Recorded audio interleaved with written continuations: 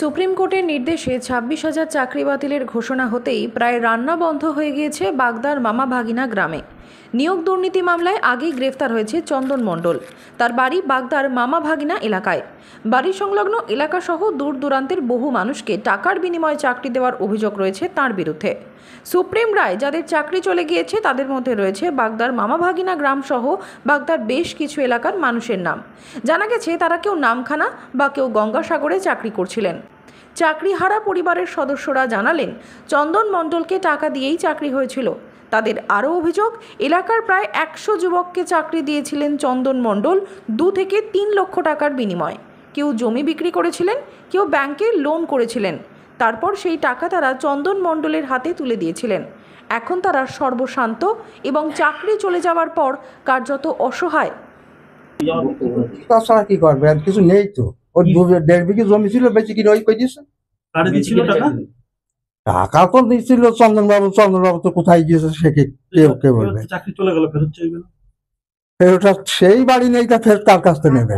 বাড়ির লোক ওর স্ত্রী এসছে বোধহয় মাসখানিক হবে এখানে, চন্দন বাড়ি আসেনি এখন। তালা দিয়ে দেখলাম বাড়িতে আপাতত কেউ থাকে না। অনেকেই এরকম চাকরির জন্য টাকা দিচ্ছে। এই পাড়ায় কেন, আমাদের উত্তর চব্বিশ পরগনা সব এই পাড়ায় কতজন হবে? মালদার থেকে এই যে সব করেছে। তা এখন এই পাড়ায় কতজন হবে এখন চাকরি পেয়েছে? সে সঠিক বলতে পারবো না। কতজন এবার ফেরত যাবে, টাকা ওর বাড়ি যাবে? পাড়ার থেকে, বাইরের থেকে আসে? ওই ভয়তে তো আসছে না, কি করবে। কতজন হবে পাড়ার লোকজন? কি এবার আমাদের পাড়া না, আমাদের এই আশপাশে বাগদা অঞ্চল, বয়রা অঞ্চল সব 100 হবে। তা তো বেশি হবে। আপনাদের এই পাশের পাড়া তো মাস্টার পাড়া নাম ছিল। কি নাম ছিল? মাস্টার পাড়া। সবাই তো মাস্টার পাড়া বলতো। ওই বলতো। এখন কি অবস্থা? এখন তো পুরো একদম শুনশান হয়ে গেছে। কি অবস্থা? ওই দিলাম চলছে, আর করার কিছু নেই তো। আপনার নাম? আমার নাম মহাদেব সেন। চাকরি দিয়েছিল আপনার ছেলে বা এরকম? সে তো দিয়েছে আগে। আপনি কি বাড়ি ফিরে আসছেন? এরকম প্রচুর চাকরি দেওয়া হয়েছে আপনার এলাকায়। সবাই তো চাকরি চলে গেছে যারা চন্দনের মাধ্যমে পেয়েছে।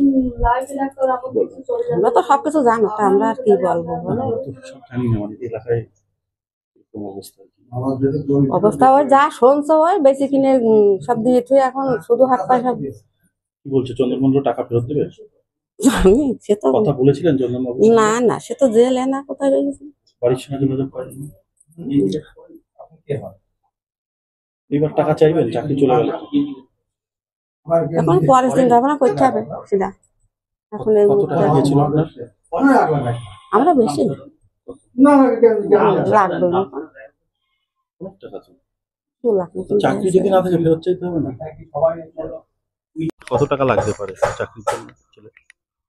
আমাদের গরিব মানুষ তো, আমরা বলতে পারি না। একটু গুছাই গাছাই দিয়ে 1 লাখ টাকা এসে দিতে পারে, আরে যার কাছ থেকে করেছে স্যারের। চন্দন এখন উনি তো গ্রামে ই করে, তা আপনার পুরো নামটা কি? ওনার নামই তো আমি শুনি তো, চন্দন মণ্ডল। গ্রামে তো এরকম আরো ছেলেরা চাকরি পেয়েছে। আমি তো পাড়া ঘরে বাবা যাইনি, বাড়ি ছাগল গরু নিয়ে পড়ে থাকি। কোথায় চাকরি করেছিলেন? ওই বলে ওই গঙ্গাসাগরের পাশে, তা কোথায় তা আমি ঠিক জানি না।